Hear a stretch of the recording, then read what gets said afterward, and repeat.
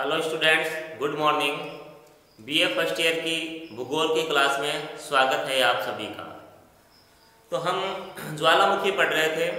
आज हम ज्वालामुखी का विश्व वितरण का अध्ययन करेंगे कि विश्व में जो ज्वालामुखी है वो किस तरह से फैले हुए हैं, कहाँ कहाँ फैले हुए हैं और क्यों फैले हुए हैं। ज्वालामुखी का विश्व वितरण करेंगे, दो आधारों पे करेंगे। एक तो परंपरागत वितरण प्रतिरूप है और सेकेंड है प्लेट टेक्टोनिक के आधार पर वितरण प्रतिरूप।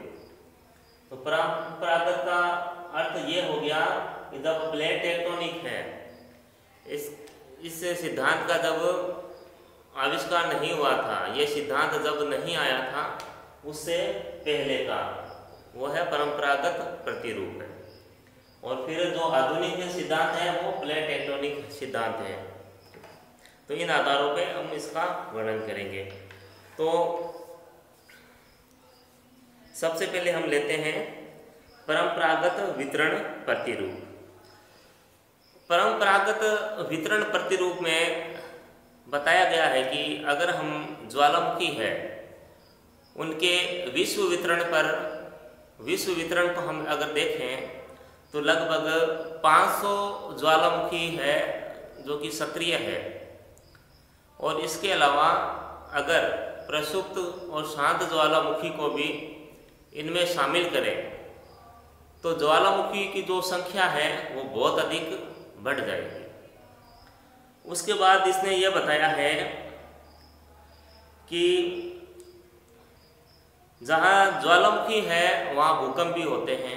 एक ये कंडीशन इन्होंने बताई है कि जहाँ ज्वालामुखी का उद्गम होता है या उद्गार होता है वहाँ पर भूकंप भी निश्चित रूप से आते हैं। तो ज्वालामुखी और भूकंप के क्षेत्रों में विद्वानों ने अटूट संबंध बताया है कि इनमें अटूट संबंध है। जहाँ भूकंप आएगा या ज्वालामुखी जहाँ आएगा वहाँ दोनों क्रियाएं मतलब साथ चलेगी, ये बताया गया है। अब ज्वालामुखी उद्गार के लिए आवश्यक है कि वहाँ का जो भूपटल है वो कमज़ोर हो। पिछले के 3-4 वीडियो में जैसे ये बात लगातार चली आ रही है कि ज्वालामुखी का उद्गार वहीं होगा जहाँ भूपटल कमज़ोर हो। तो भूपटल कमज़ोर हो तो इसका अर्थ ये हो गया, विद्वानों ने ये कहा कि जो वलित पर्वत है, जो नवीन वलित पर्वत है वहाँ पे जो भूकंप की क्रियाएं हैं अधिक होती हैं। अब भूकंप की अधिक हो रही है तो ज्वालामुखी की जो क्रियाएं हैं वो भी वहाँ अधिक है। और उसके अलावा जो सागर तटीय भाग है वहाँ पे भी ज्वालामुखी अधिक आते हैं। और उन्होंने इसका कारण भी बताया है कि जो वलित पर्वत है, जैसे चाहे उत्तरी अमेरिका का रॉकी हो पर्वत हो, चाहे दक्षिण अमेरिका का एंडीज हो, या ये नवीन वलित पर्वत है, यहाँ ज्वालामुखी क्रियाएं होती रहती है और भूकंप भी आता है। लेकिन भारत का जो हिमालय पर्वत है वहाँ भूकंप तो आते हैं मगर ज्वालामुखी नहीं है। ये एक अपवाद है। और आपको ये बताया भी था कारण क्या है। इसका कारण भी बताया था कि हिमालय क्षेत्र में ज्वालामुखी क्यों नहीं है। तो आगे विद्वान है वो तर्क ये देते हैं कि जहाँ पे ये वलित पर्वत है, वलित जो श्रृंखलाएं बनी हुई है, वहाँ पे धरातल में संपीड़न और खिंचाव होता रहता है। संपीड़न और खिंचाव की जो प्रक्रिया होती है, इसके कारण जो वहाँ का जो धरातल है वो कमज़ोर पड़ जाता है। उनमें खिंचाव की वजह से वहाँ की जो परत है वो कमज़ोर हो जाती है। इसलिए वहाँ पे ज्वालामुखी की क्रियाएं होती है। क्योंकि ज्वालामुखी की जो क्रियाएं हैं इसका पहला कारण धरातल का या धरातल की परत का कमज़ोर होना बताया है। इसलिए विद्वानों ने कहा है जो वलित पर्वत है वहाँ पे अधिक ज्वालामुखी आते हैं। कारण क्या है, वहाँ संपीड़न बल और की क्रियाएं होती है जिससे जो धरातल है वो कमज़ोर पड़ जाता है। उसके बाद अगला कारण जो बताया था कि जो सागर तटीय भाग है, सागर के किनारे जो स्थित है भाग, वहाँ भी ज्वालामुखी की जो क्रिया है वो बहुत अधिक होती है। सागरीय तटवर्ती भाग में ज्वालामुखी की क्रियाएं अधिक होती हैं। अब अधिक होने का कारण है, उन्होंने तर्क ये दिया कि जो जल है वो जब पृथ्वी के अंदर रिस जाता है, सागरों के द्वारा अंदर चला जाता है पृथ्वी के भूगर्भ में, तब क्या होता है, जैसे पृथ्वी अंदर से क्या है, गर्म है, जो जल है पृथ्वी के अंदर प्रवेश करता है, उसके बाद जब पृथ्वी क्या है, अंदर से गर्म है, तो जो जल है वो वाष्प और गैस में बदल जाता है। वाष्प और गैस में बदलने के बाद जो जल है वो ऊपर की ओर उठता है और पृथ्वी के धरातल पर यह धक्के मारता है। इस वजह से ज्वालामुखी की क्रियाएं होती हैं। तो दो तर्क दिए हैं, एक तो वलित पर्वत का, दूसरा सागर तटीय क्षेत्रों का। सागर तटीय क्षेत्रों में क्या होता है, जो जल होता है वो भूगर्भ में रिस के चला जाता है, पृथ्वी अंदर से गर्म होती है और हीट की वजह से जो जल होता है वो वाष्प में और गैसों में बदल जाता है और वो ज्वालामुखी की क्रियाएं होती हैं। तो ये सिद्धांत एक परंपरागत सिद्धांत है ये। उसके अलावा ये भी कहा है कि आगे ये जो नियम है ये कोई ऐसा नहीं है कि वास्तव में ऐसा ही होता हो, क्योंकि जो ज्वालामुखी की जो क्रिया है वो भूगर्भ के अंदर होती है और भूगर्भ के बारे में हमें बहुत कम ज्ञान है अभी तक। जो भी ज्ञान है वो तर्क और परिकल्पनाओं पे आधारित है। और जो कारण यही बताया है कि जो ज्वालामुखी है, जो प्रशांत महासागर है, उसके जो दोनों तटीय भाग है वहाँ पे सबसे अधिक ज्वालामुखी है, और जो प्रशांत महासागरीय क्षेत्र है उसे रिंग ऑफ फायर कहते हैं, आग का वलय कहते हैं, क्योंकि वहाँ बहुत अधिक ज्वालामुखी है।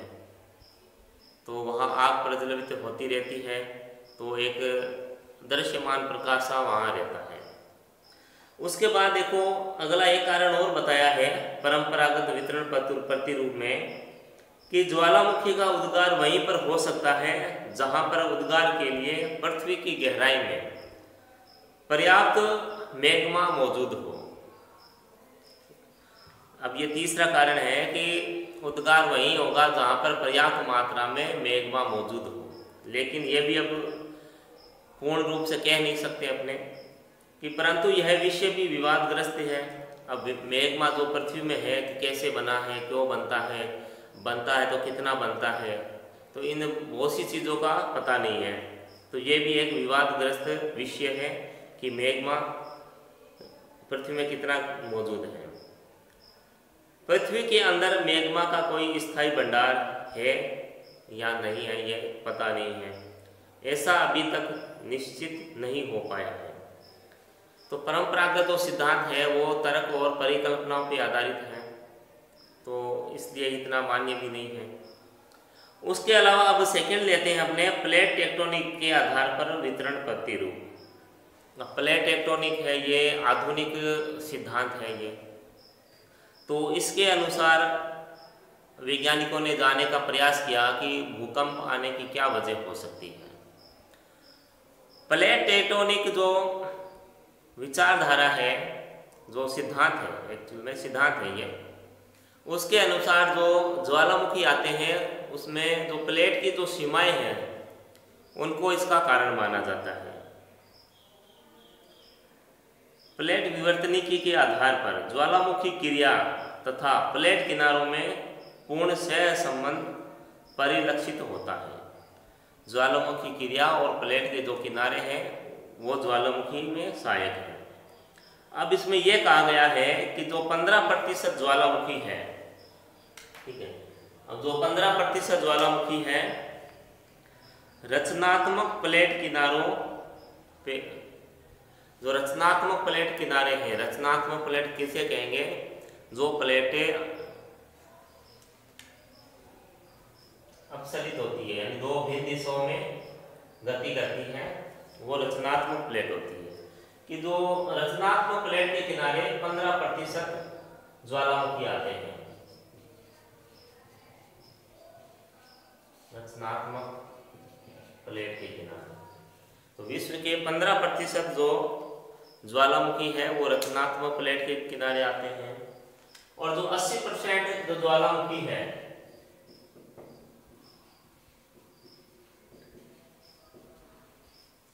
वो अभिसरित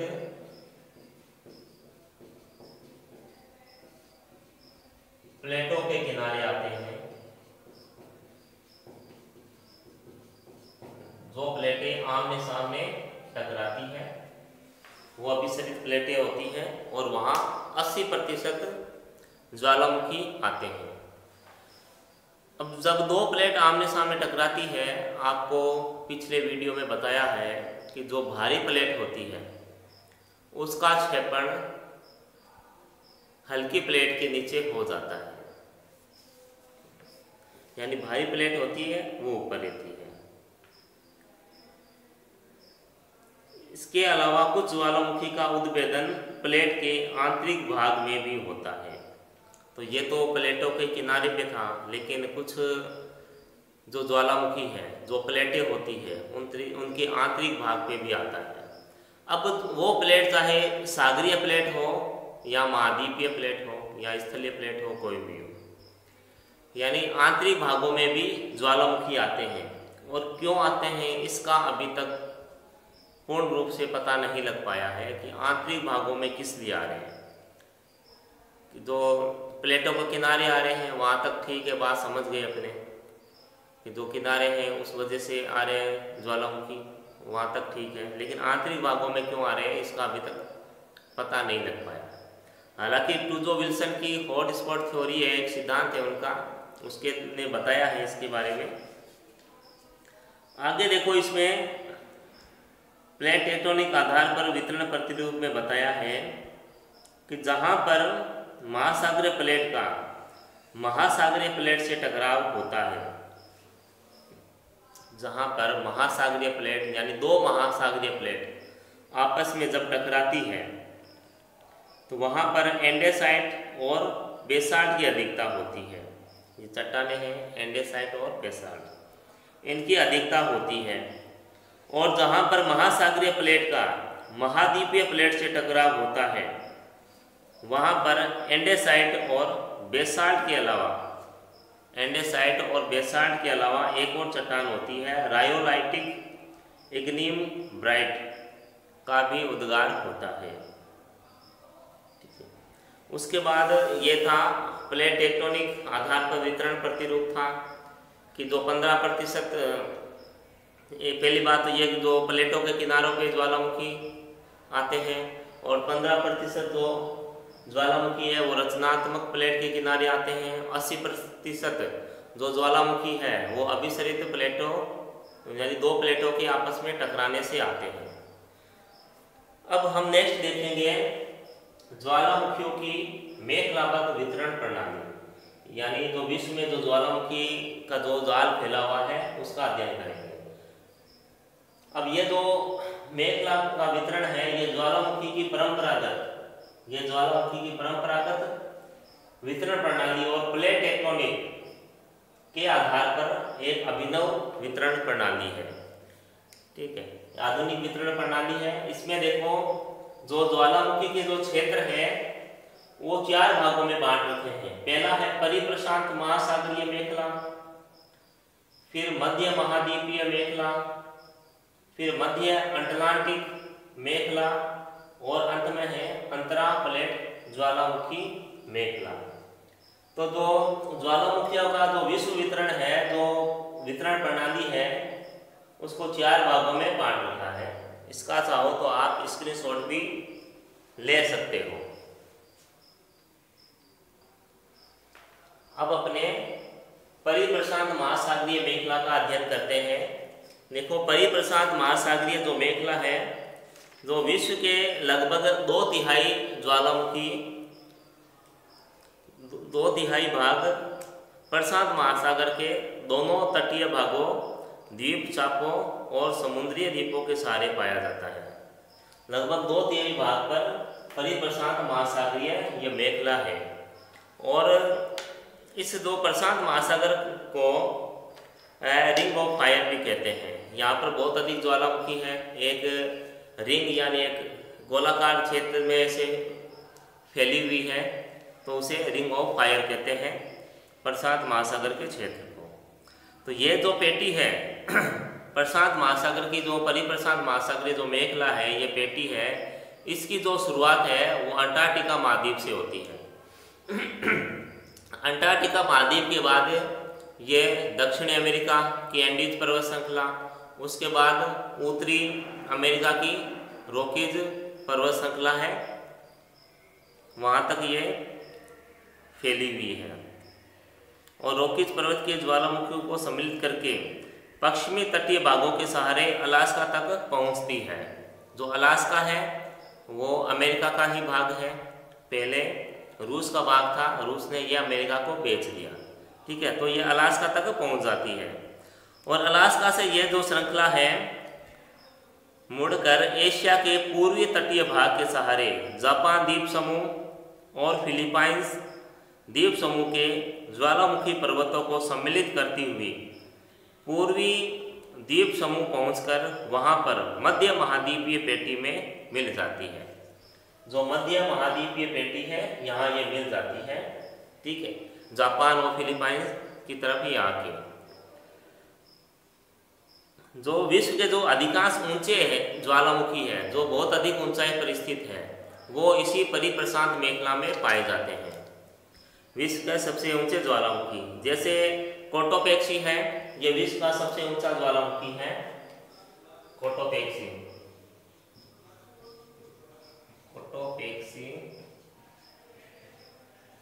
ये विश्व का सबसे ऊंचा ज्वालामुखी है।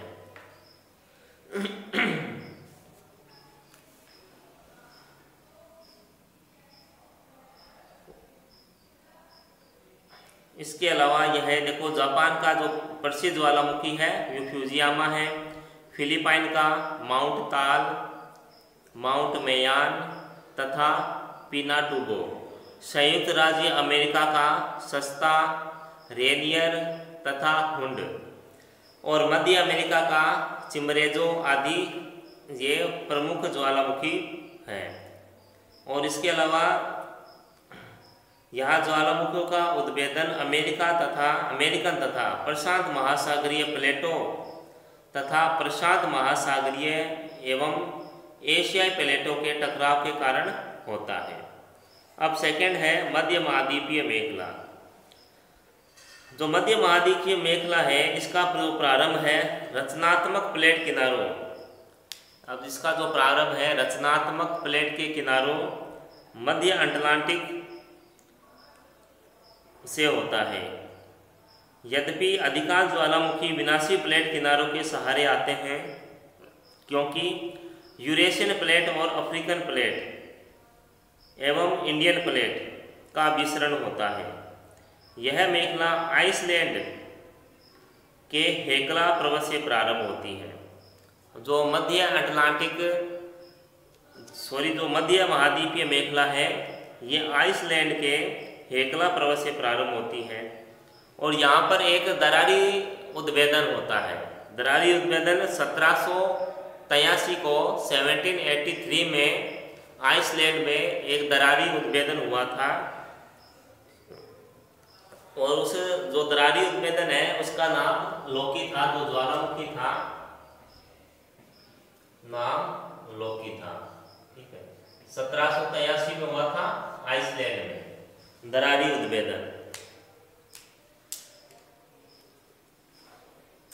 फिर आगे है इसमें आइसलैंड से यह मेखला स्कॉटलैंड होती हुई कनारी द्वीप अंध महासागर पर पहुंचती है और यहाँ इसकी 2 शाखाएं हो जाती हैं। और जो भूमध्य सागर के जो ज्वालामुखी है वो भी इसी के अंतर्गत आते हैं। जैसे स्ट्रामोली ज्वालामुखी है भूमध्य सागर का, विसुवियस, एटना और एजियन सागर के ज्वालामुखी इसी के अंग है। उसके अलावा ईरान का देवबंद, कोह सुल्तान, काकेशस का अलबुर्ज, अर्मानिया का अरारात और बलूचिस्तान के ज्वालामुखी महत्वपूर्ण हैं। और भारत का जो बैरन द्वीप ज्वालामुखी है, जो कि अंडमान निकोबार द्वीप समूह में स्थित है, वो भी इसी मध्य महाद्वीपीय मेखला का भाग है। ठीक है, जो बैरन द्वीप ज्वालामुखी है वो भारत का सक्रिय ज्वालामुखी है। पिछले वीडियो में बताया था आपको, एक नारकोंडम है जो कि शांत ज्वालामुखी है।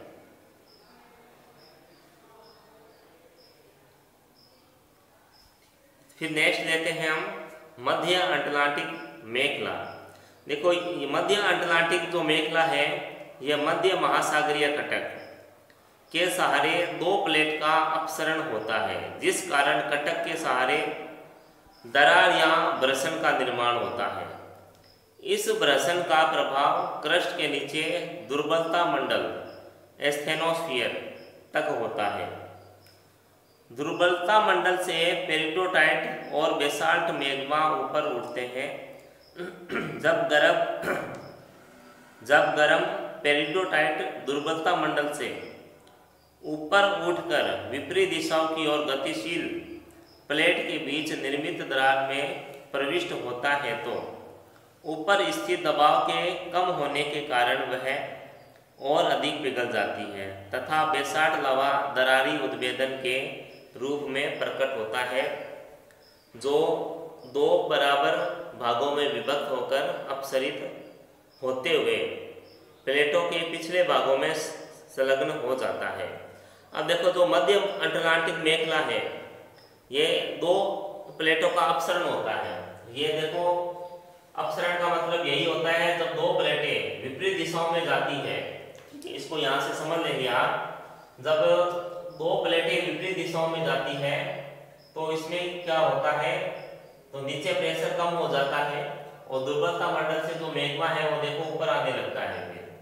फिर वो दरारी उद्भेदन हो जाता है और दो समान भागों में बढ़ जाता है। कुछ इस तरफ चला जाता है, इस तरफ चला जाता है, इस तरीके से। ठीक है, ये अपसरित प्लेट है, जिसे रचनात्मक प्लेट भी कहते हैं। इससे क्या होता है, क्रस्ट का निर्माण होता है। ठीक है, रचनात्मक प्लेट है, इससे एक क्रस्ट का निर्माण होता है, इसीलिए इसका नाम रचनात्मक प्लेट है, यानी किसी चीज की रचना होती है। तो इसमें यही है। ठीक है, और यह चीज पहले भी आपको समझाई हुई है।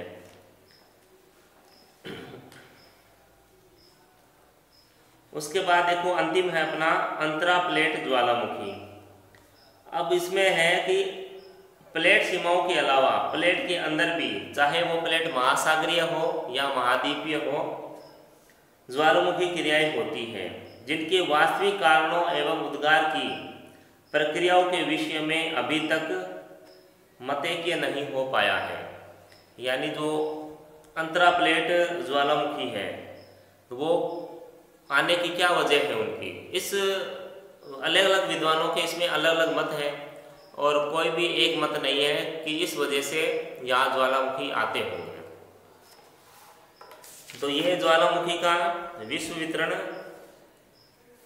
कर लिया है हमने। नेक्स्ट जो हो गए वो ज्वालामुखी से देखो बनने वाली आकृतियाँ पढ़ेंगे कि बाह्य आकृतियाँ कौन सी होती है और आंतरिक आकृतियाँ कौन सी होती है। ठीक है, तो आज के लिए इतना ही। घर पे रहें, स्वस्थ रहें, धन्यवाद।